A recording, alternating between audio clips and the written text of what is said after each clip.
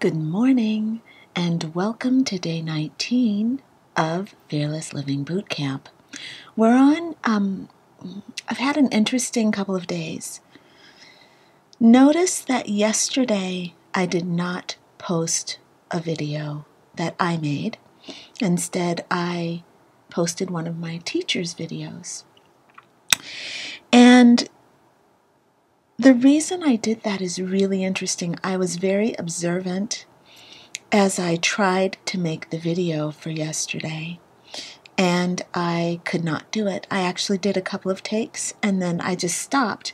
So when that happens, I observe, and I felt like I was avoiding something. So part of being fearless is being fearlessly observant and admitting when you are out of alignment. And the power is when you do something about that out of alignmentness. And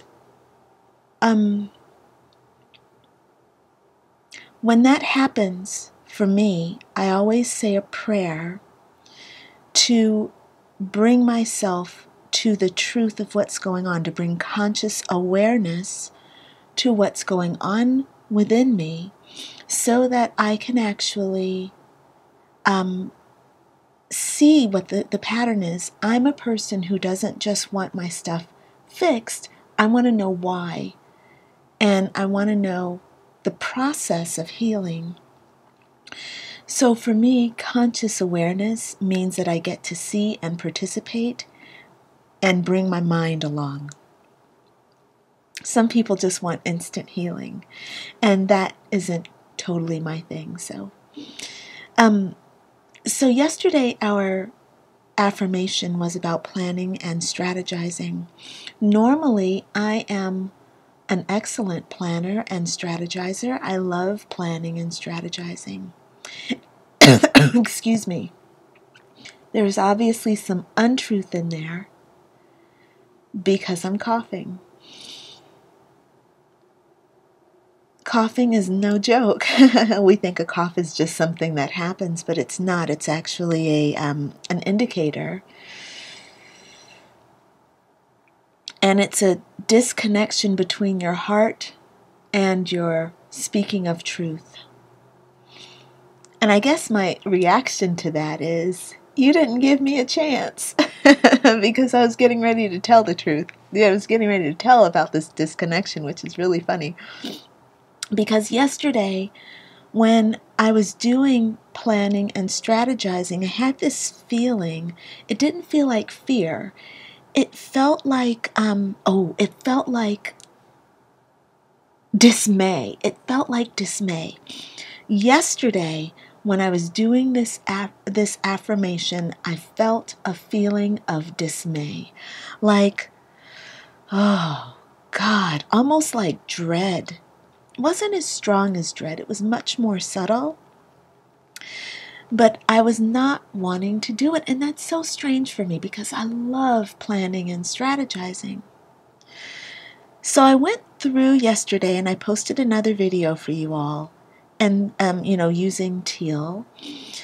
And I thought, okay, she's talking about finding yourself, your life purpose by following your passion.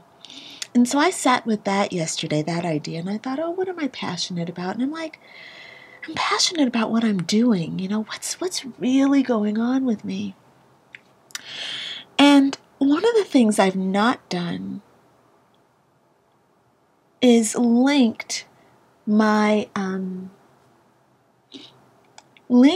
vision board to my heart. So when I first set up my vision board earlier this year, I was very connected to it. No, that's not true. I set up my vision board and I thought, I have a strange disconnection to this vision board that is so subtle that it's almost non-existent. And I asked for conscious awareness of the disconnection, but I'm going to move forward anyway.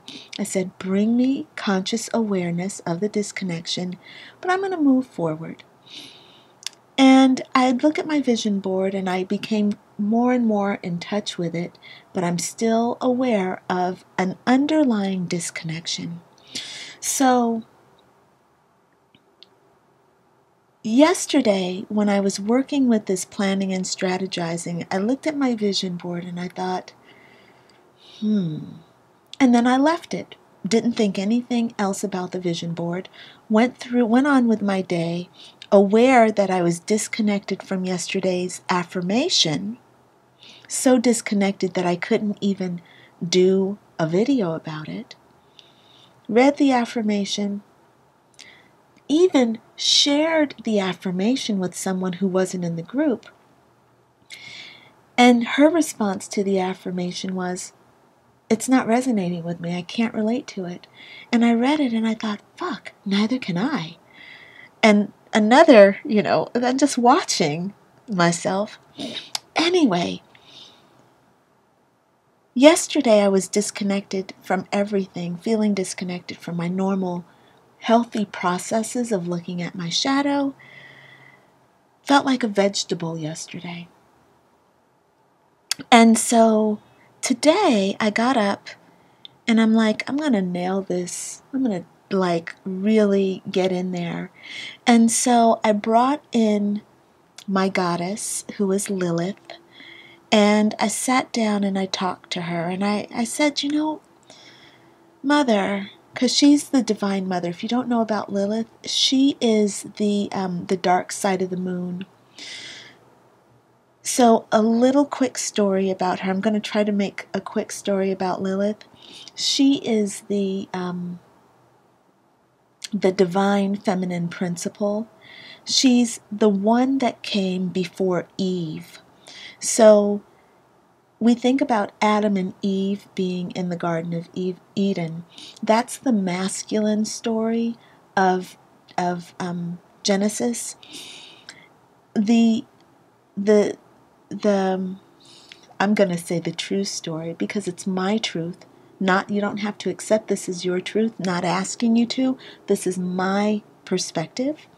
My perspective is that the divine masculine and the divine feminine were created as equals.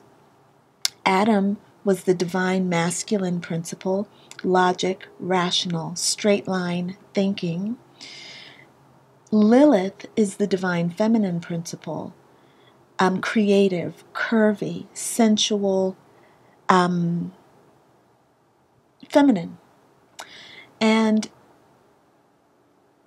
it wasn't that my belief, my truth, is that Lilith was not the one created from Adam's rib, but God created Lilith and Adam as equals. Eve came about from Adam's rib because Adam was not able to master Eve and he couldn't figure her out. He was rational where she was curvy. And so Adam was like, look, my straight line thinking can't get a hold of this gorgeous, creative, fiery, powerful, dynamic, unknowable woman. And he says, I need a partner. I need something that I can create with and that I can, I want to bring my ideas forward and I can't get Lilith to play with me. So please, God, I need somebody that I can master and that can carry my creativity into the world. Because Adam couldn't create without having a partner. And so God says, okay, well, let me create something. And he takes a part of Adam's structure, his rib, a part of his actual structure, and he forms woman. And he says, hey, you've got Eve now, and she'll bear your children, and she's gonna walk with you through life. She's your partner. And Adam says, hey, thanks, God. And so he and Eve go off and do their thing. Well, in the meantime, Lilith is like this creative energy, and Lilith is like, hey God, you did this for Adam. I want a man that can match my creativity. And God looks at Eve and he says, well, the thing is, I've given you all the creative possibilities that I have. And, I can't create a man to match you because I've given you everything that I am. You're the divine feminine principle. You have the ability, you're the creative process. And so the dark side of the moon, Lilith's dark side, was enraged by God's inability to create where she couldn't. This is the paradox, She's this creative, divine, feminine energy, and she's asking for help, and she's going to the big guy, who's actually not a big guy, but the unity of all, and he's saying, hey, you got to go do it yourself. You have the power. You got to go do it yourself. So this is why I have taken Lilith as my patron goddess. Number one, she came to me very strongly. She's come to me in two different forms. She's come to me in a very gentle form. And most recently, she's come to me in her pure form. And she's like, hey, take it. I'm here. And I want to co-create through you. And the reason I'm bringing this up is because Lilith is about... Lilith is that shadow side of ourselves that we are meant to integrate. So when Lilith said to Source Energy, I want you to do this for me, Source Energy gave back the responsibility to Lilith and said, it's all within you. So I'm here holding space for you. I am Source Energy. You are me. I'm expressing myself, Lilith, through you, and I'm saying that it's up to you to pull in, to go within, create the thing you desire, and stay in alignment with that thing you desire, and bring forth your divine masculine. Bring him forth.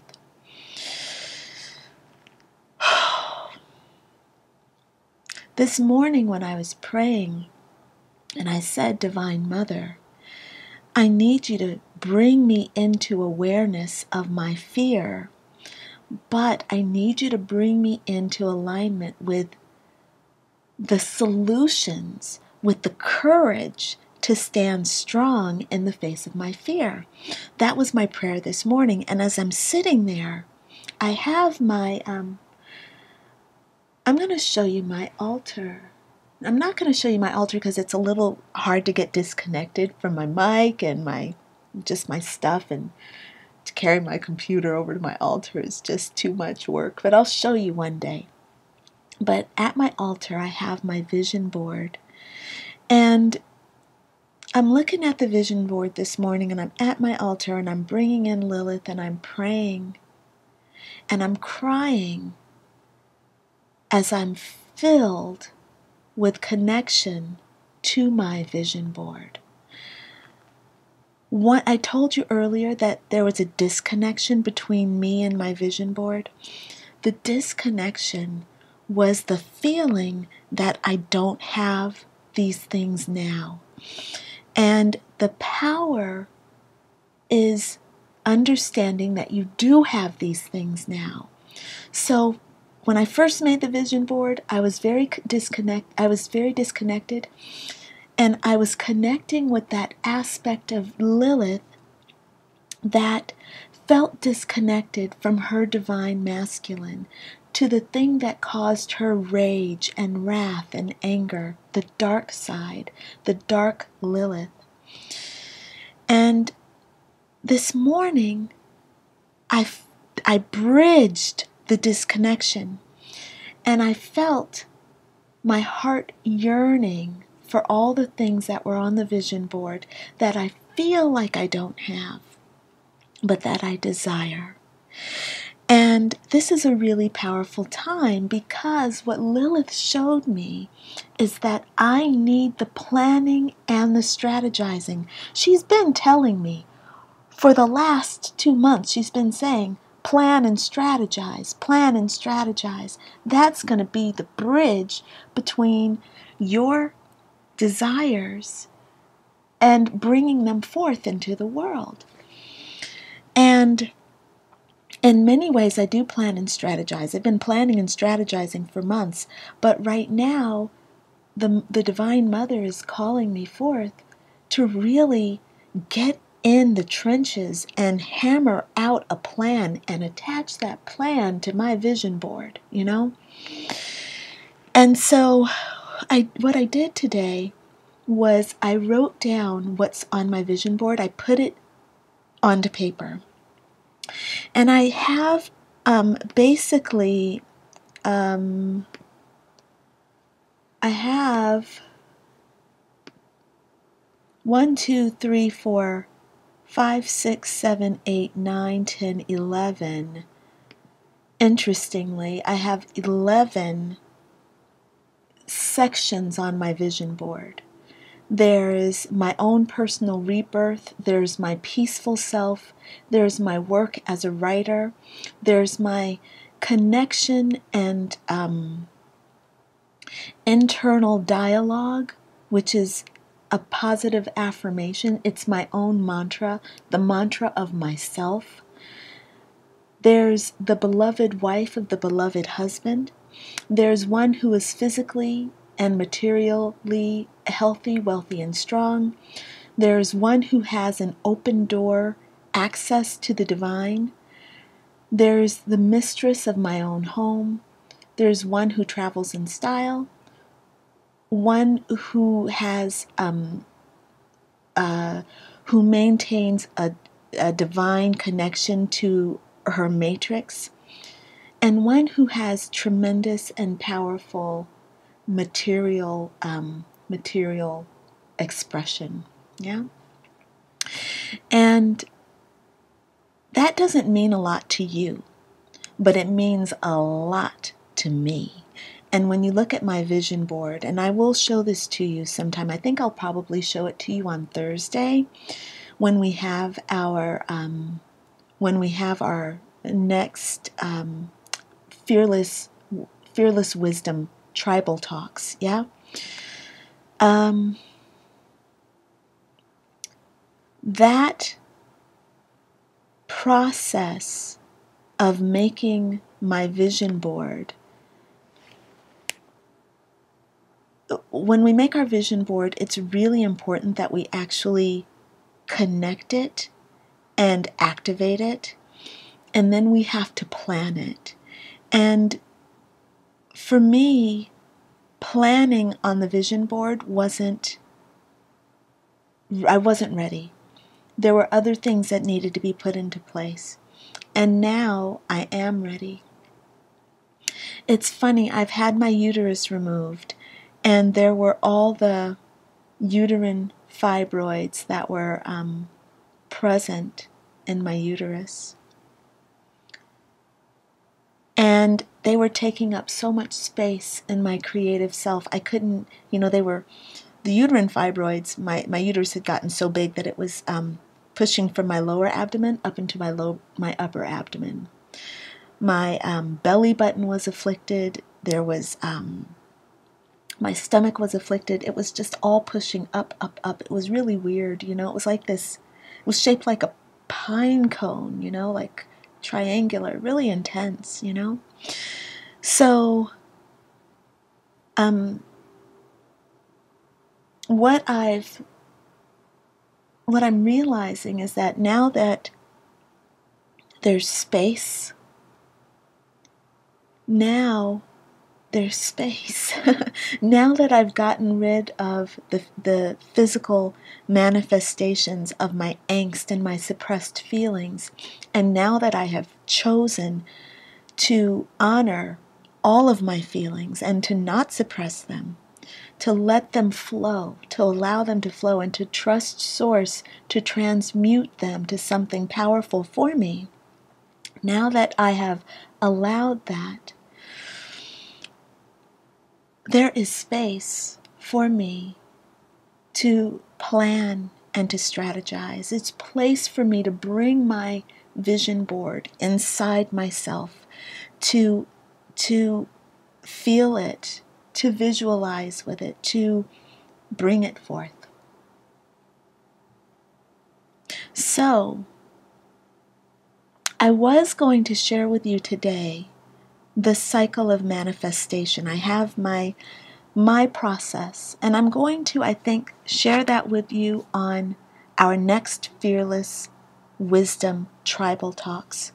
Now, if you're watching this and participating in this with me live, that's going to be this Thursday, October 8th at 7 o'clock on Blab. So we're going to be going into detail, and I'm wanting you to do some home fun before you come to that. And here's your home fun. I want you to write down a list of 8 to 12 things that you desire. You can get specific or you can get general. The more specific you get, the better. And I'd like for those 12 things, or 8 to 12 things, to be some spiritual and some material. Yeah? Some spiritual and some material.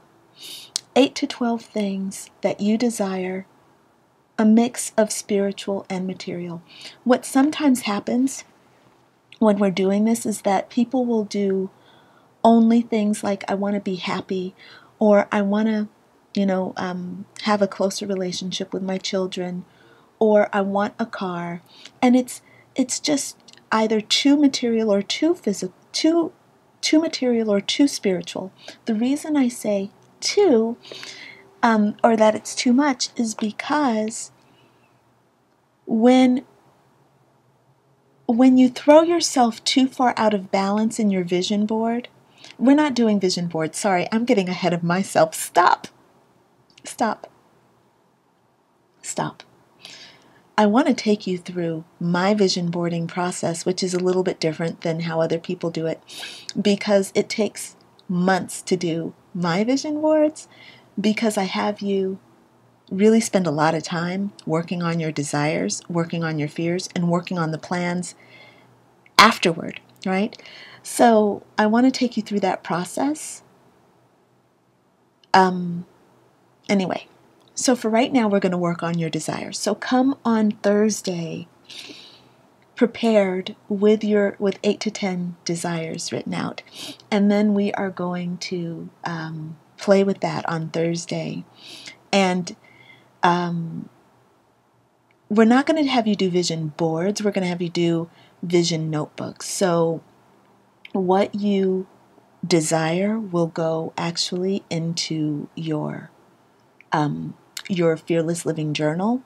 And so we'll have you do your vision board in your notebook. Anyway, so there will be more of that on Thursday. I'm kind of excited about this because I have my process all written out and I'm ready to go. So, all right, signing off. See you Thursday. Okay. All right, bye for now, friends. Bye.